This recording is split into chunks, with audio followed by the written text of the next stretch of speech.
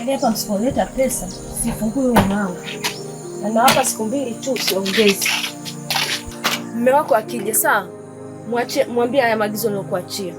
Na siku 2 zikipita hamjatoa hela yangu, hivyo vitu vilivyomo humo ndani nitajua mimi nivifanye nini. Umenielewa? Mama, sio ungemsubiri mume wangu, labda angekuja ameenda kwa mzunguko yake, labda angekuja na riski yote angekupa. Lakini si ungemsubiri kwanza mume wangu waje. Nimewapa wiki 2. Wewe. Mama shikamoo. Mama shikamoo. Sitaki salamu zenu. Mnanielewa? Mnanisikia nyie? Maagizo yote nishampa mkeo. Ninachotaka ni pesa yangu tu ndio tutaelewana mimi na nyie.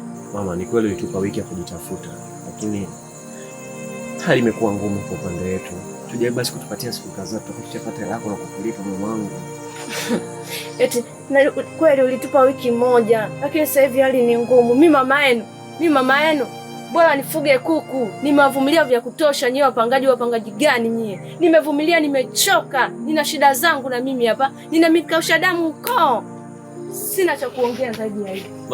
Mama ungetusikiliza basi. Mama.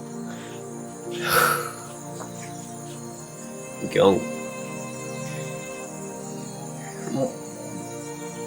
Kwa nini sisi tu kila siku mama?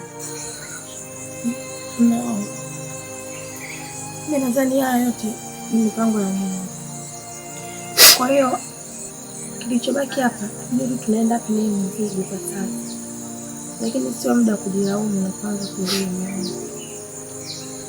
Sawa. Mungu nifuate. Dunia simama nishuke, au masaa yabadilike, huenda itakuwa nafuu kwangu, maisha bado maseke, njia gani nipite,